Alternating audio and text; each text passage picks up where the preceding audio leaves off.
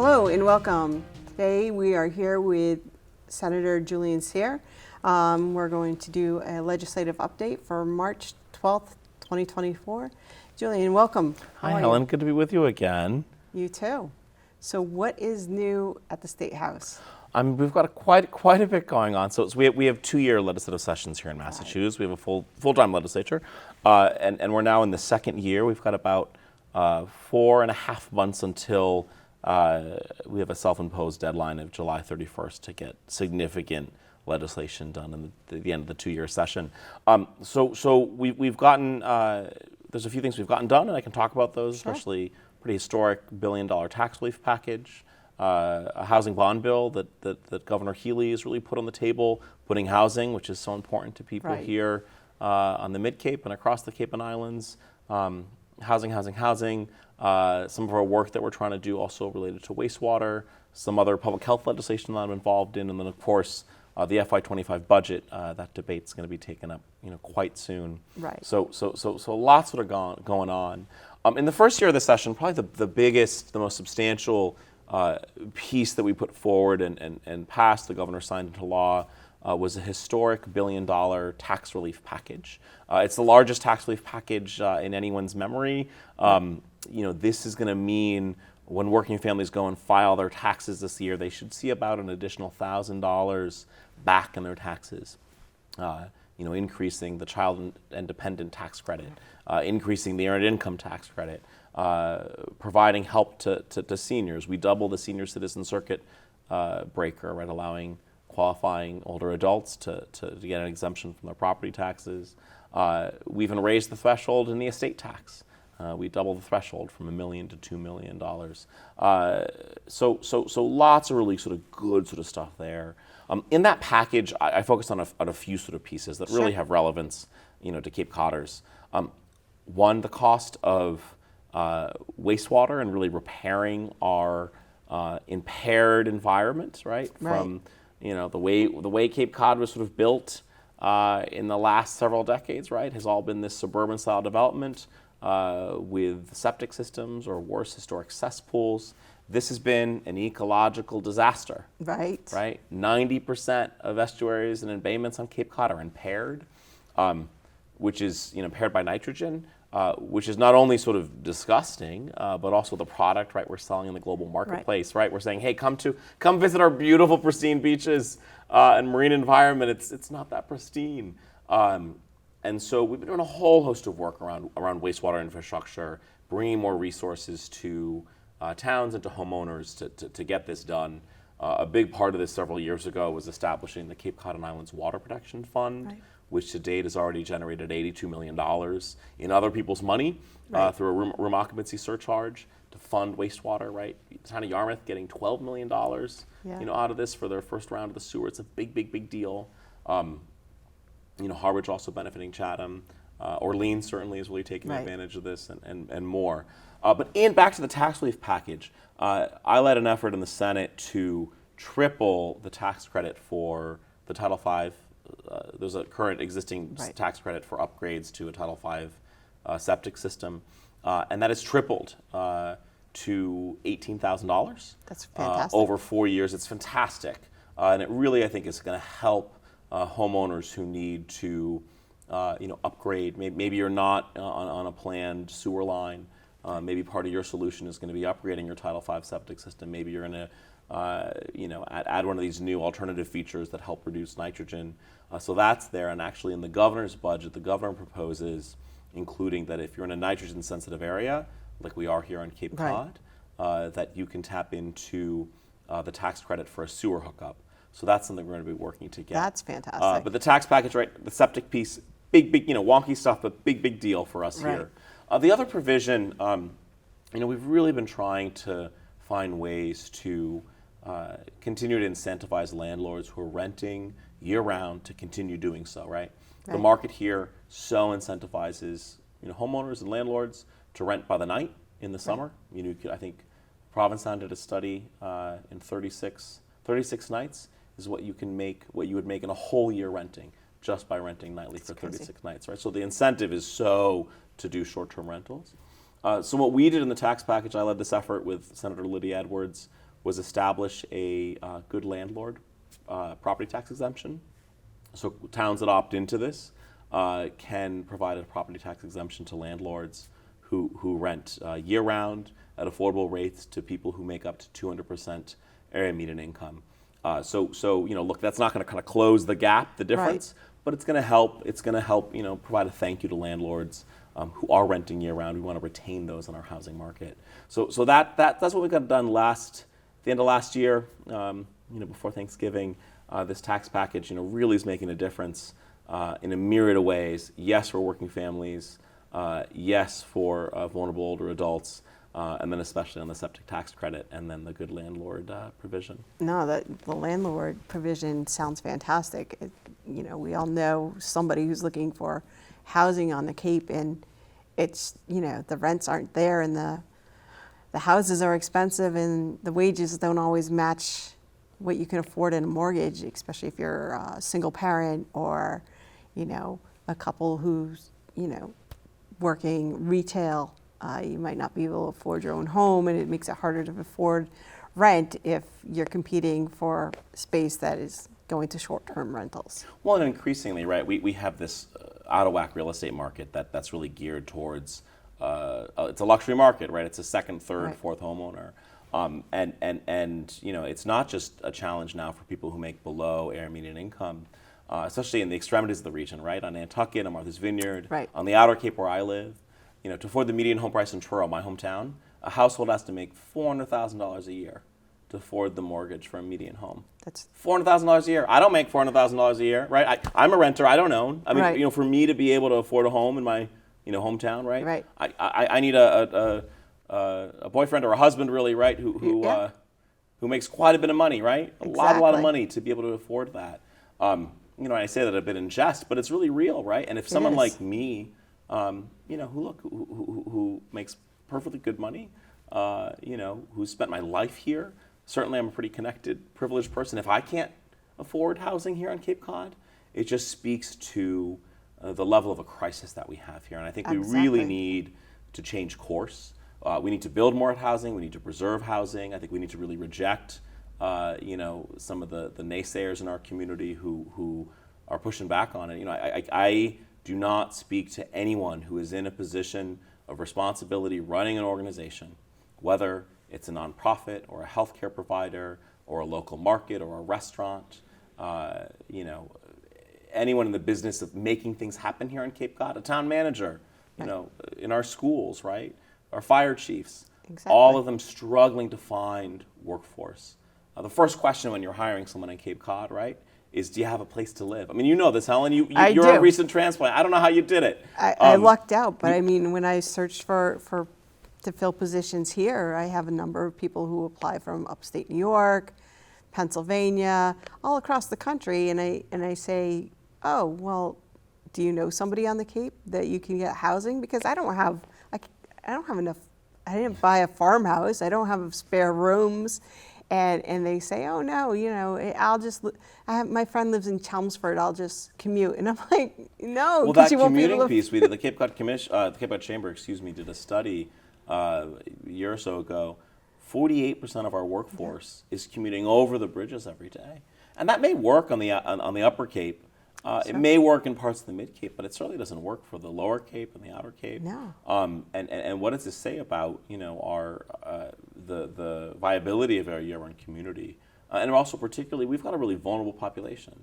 Barnstable County is the oldest county in New England. Right. We have a ton of older adults who need services, right? Who need an ambulance to come to their home and get them to the hospital right away, to get quality treatment. To be able to find a physical therapist if you're rehabbing from something, to get home health aides, right? Yeah. On and on and on. Someone to help with groceries, all these sort of things. So this is why housing is my number one priority. It's been since I first ran in 2016. The good news here is that the state front, Governor Healy, really has put housing front and center. This fall, she filed a $4.1 billion housing bond bill. Which has hundreds of millions of dollars for a myriad of housing initiatives. And it also includes 2 policy proposals that are absolutely critical for Cape Codders and Islanders and our long-term year-round viability. The first of which is a proposal for a transfer fee on real estate transactions at a certain level. Right. Transfer fees have worked quite well in a number of other states. They've actually worked quite well in other seasonal communities, right? Places like the mountains in Colorado and in seasonal communities in California. So a transfer fee would allow us to generate revenue from real estate transactions, Right. especially those second, third, fourth home, luxury home, Right. real estate transactions, and then funnel those monies directly into both housing production and also housing preservation. It's a huge deal. The governor endorsed this. Cape Codders deserve a lot of credit for that being in Right. that bill. And then the second policy proposal that's in the Affordable Homes Act is this idea of a seasonal communities designation that communities like here in Dennis and Yarmouth and across Cape Cod and the islands, we have a unique set of challenges in our housing market, and that means we need unique tools to address those challenges. So the idea is that communities that are designated as seasonal would have that unique toolkit to do things like year-round deed restrictions, lease to local programs, maybe right of first refusal on foreclosed properties, a whole host of just various different tools which put together can really help us Right. in this housing crisis. So the governor proposed this. Her bill provides the scaffolding for this concept of a seasonal community Sure. designation. And my team, working closely with Representative Chris Flanagan and Rep. Diggs and Rep. Peak and others, we're now working to flesh that out, to put meat on the bones in this proposal. It's really something we're excited about, and we're hoping it's going to be a real game changer for us, like what we did with wastewater and the Cape Cod and Islands Water Protection Fund, right? Right. Hugely consequential for the region. Now this seasonal communities designation, again, hugely consequential for our path forward and what's Absolutely. the most immediate, greatest short-term crisis which is facing this place is the housing crisis. I want to be honest, right? That this is a problem that's been 20 years in the making. The Sure. pandemic really exacerbated this out of whack real estate market, put the problem on steroids. And it's going to probably take more than one bill, more than one Right. session to unwind this. But we're really working hard to bring more resources and more tools to the unique considerations and challenges that we have here on Cape Cod. That's fantastic. And, just getting something up and going so that we can build on it and have input and save our communities. Because if we don't have people who can afford to live here, the tourists are going to be up in arms because there's nobody to help them when they're here. One, it just means we're going to be even more increasingly reliant on, a seasonal workforce, a foreign workforce, which actually has really, I think, enriched our communities in a lot of ways, yeah. right? But I think people overlook the fact that, we've got dozens, if not hundreds, right, of families who, are living in, 4 people living in a one-room hotel room, right? And this is not part of the state's, I'm not talking Right, about right. the EA, the emergency shelter program of the state. I'm talking about, people, who've been, hanging on by their fingernails, Yeah. trying to make a life here in our community, who are providing valuable services in our community. And I think we've really got to be honest about the need, the real need that we have on housing, Absolutely. the scale of which, we're going to have to be, and I can tell you where we're going on this issue, right? Because I live on the Outer Cape. I represent places like Nantucket and Martha's Vineyard, whose housing prices are even greater than they are here on the Mid-Cape. And where this is going on Nantucket and Provincetown, we talk about subsidizing housing for basically all year-round working people in the community who aren't, lucky enough to either Right. own a home already or to inherit a home, right? So it's a pretty substantial intervention that's going to be needed to sustain a year-round community here, but we're really committed to making sure our communities have the tools they need Right. to get that done and to meet the moment and meet the challenge. And having year-round housing also goes towards having people who feel mentally stable. It goes to their mental health, where you don't have to worry about where you're going to sleep come the end of May. And that is such a real concern for so many Cape Codders, right? This is the time of year where you're like, all right, my winter rental's coming up. Where do you find summer housing? I'm someone who, Right. like, a couple summers ago or some couple years ago, I lost a summer rental, right? The landlord decided to instead of keeping it as a year-round rental, decided to rent it for $25,000 for the summer season, right? Yeah. So that's what Cape Codders, are up against, and that, I can't tell you how many times, I was a dentist the other day, and I was looking to see if there was an open bathroom in one of the parks, which was not open. It was closed for the season, but there was an older woman in a car, in a white sedan, that was packed full, right? Yeah. And you could tell, it's like, oh, she's living in her car. Yeah. I've seen a car at one of the construction sites here, and one night I was driving home, and that car was parked in one of our municipal lots, and the person was there. Yeah, of course. That's that person's home, because they've lost their housing. They've been kicked out. They're effectively homeless and housing insecure, and that's happening to scores of people. And it's not right, and it's also it's indicative of a real big challenge and problem we have. So really urging, Cape Codders and Islanders, right? Do everything you can to support housing at the local level. Tap into this, this Right. good landlord property tax exemption that we have. Town's going to adopt that at town meeting. We're hoping they do so. Great. Support the transfer fees, right? We're asking towns to take up home rule petitions to send to the legislature saying we need a transfer fee, Right. to join Nantucket, all 6 towns in Martha's Vineyard, Provincetown, Truro, Chatham, Wellfleet, who've done so, and really just, continue to work to put this issue on the front burner. And I'm really proud. I think we're gonna cautiously optimistic that Right. we're gonna deliver some key tools here by the end of the legislative session on housing. We got to stop kicking the can down the road and pony up. Yeah, for sure. Excellent. And you talked about wastewater. Wastewater remains, a critical challenge for us. As I said earlier, right? It's about, stewardship of our, beautiful, fragile ecosystem.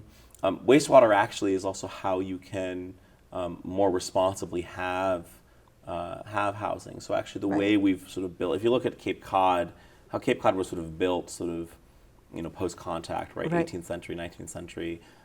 It's actually these pretty dense, small fishing villages, right? Right. And then, we had a phase where we were concerned about sort of overdevelopment or sort of having development that was sort of inconsistent with that character. Right. And so it moved to this sort of 1 acre, 2 acre zoning, relying on these Title V septic systems. But that's actually now proven to be a really ecological disaster, because the septic systems don't deal with nitrogen all that well, right? And the impairment I talked about earlier. And so we've really prioritized bringing funding to offset the cost of these sewer projects that need to Right. move forward. The Cape Cod and Islands Water Protection Fund to date has generated $82 million.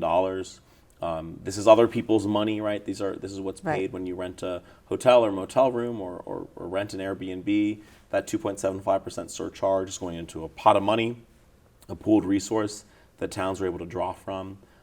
Yarmouth, right? Yarmouth is moving forward on phase 1 of their sewering project. Later this week, they'll have a ribbon cutting. Yep. Right, and that project's getting offset. 25% of that project is $12 million is getting paid for out of the Cape and Islands Water Protection Fund. Right, it's not coming out of property taxpayers Right. Or sewer betterments. That's a very, very, very big savings. So we've done a lot on wastewater, working to make sure that we now have the resources. The demand for wastewater projects is increasing. Right. The costs are increasing. So now we're working to address that. But the wastewater piece has been quite significant. Well, like we were just saying, it goes with housing, because if you want more housing, you have to have the infrastructure to get there. And actually, the infrastructure, right? That wastewater infrastructure is actually better for the environment. If you Right. care about if you care about the environment, if you care about reducing our carbon footprint, that density that actually looks like how we were built, several hundred years ago, Right. is actually a much more sustainable way to go. Maybe in elevated places, right? We've got a lot of these little fishing villages in low-lying areas, and we're working on coastal resilience too. Governor Healy's established a whole task force to work on coastal resilience. I'm the only legislator serving on that task force, and so we're working to figure out a myriad of challenges and issues and concerns related to coastal resilience. Yeah, I live over by West Venice Beach, so look at what's going on. And actually, when I was in high school, I was doing river erosion up in Western Mass. So to be down here and dealing with what's happening and just seeing everything, it's just it's amazing because nature just has a mind of its own. Well, it's sobering, right? And we largely know this is something that, again, you talk about kicking the can down the road. Kicking the can down the road and not taking action on the climate has really put us in, quite a precarious situation. And I think now, we're going to have to make tough choices as coastal communities about what we're able to, buttress and preserve and where we're, going to need to retreat. Yeah. And I think the state's trying to figure out how do you help towns have those, right. Have that planning, those tough conversations, look and see and project where things are going. But coastal resilience remains kind of top of mind. I represent more coastline than any other, state legislator right.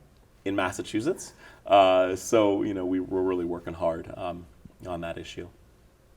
No, it's very important. I mean, it's all important.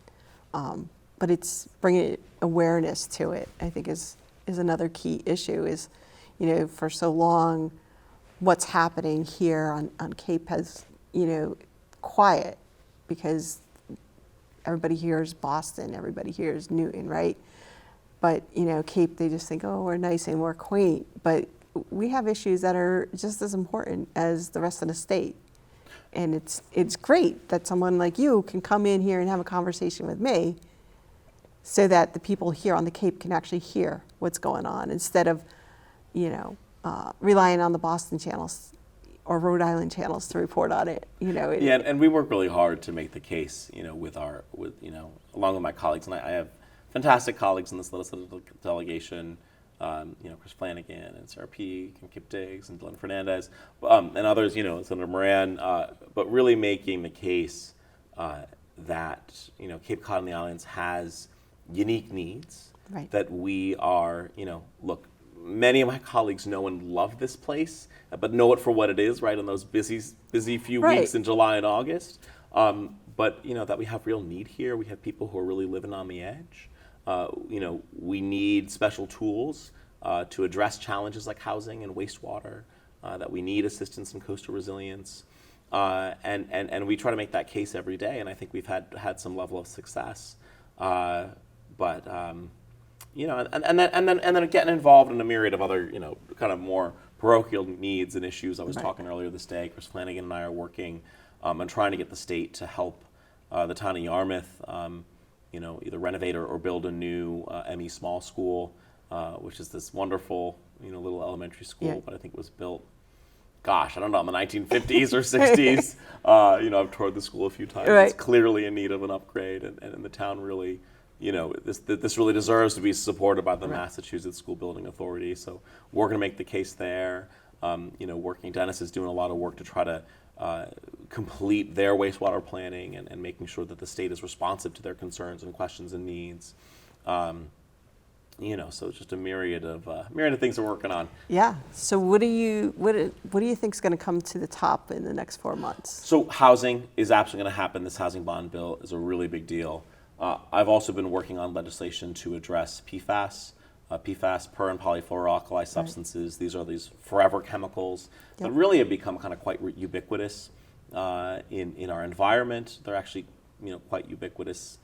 We've been exposed to them right. broadly. They're in our food packaging and shirts and textiles and all sorts everything, of things. Yeah. So the Mass PFAS Act would create a plan around remediation for the existing PFAS we have in our public water drinking supplies and private wells, also in our environment. And then it would ban PFAS in key consumer products that really are the avenues by which we're exposed to PFAS, right? In our clothing and our food packaging, children's products. So that actually was just advanced out of committee, out of the Joint Committee on Public Health. We're hoping to take that up. And then the big thing we'll do this spring is the FY25 budget. The House will take up the FY25 budget in April. The Senate will follow suit in May. We'll have a reconciled budget in July. And broadly, the economy in Massachusetts is doing actually quite well if you look at our economic indicators. Our GDP is strong. Our state GDP, our unemployment is low. Right. But we are seeing a bit of a constriction in revenue occurring, largely sort of two factors. One, we saw a tremendous amount of relief, federal relief that came to the state, that came to our towns in the immediate aftermath of COVID. Right. That, by the way, has been the recipe why the American economy is really the strongest economy in the world. Right. It's really made a difference nationally. And then the other factor that's gone on is everyone went out and had a big party, right, after COVID, immediately after COVID, right? and that resulted in a surge in meals tax and a surge Right. on cap gains in Wall Street and all these sort of things, right? And so revenue is growing 6%, 7% a year. Now we're going back to 2% revenue growth. Right. And so there's a bit of a constriction happening. It's been described to me a bit as a revenue hangover. So the fundamentals of our economy are strong. We have more money in our rainy day account than we Right. ever had before.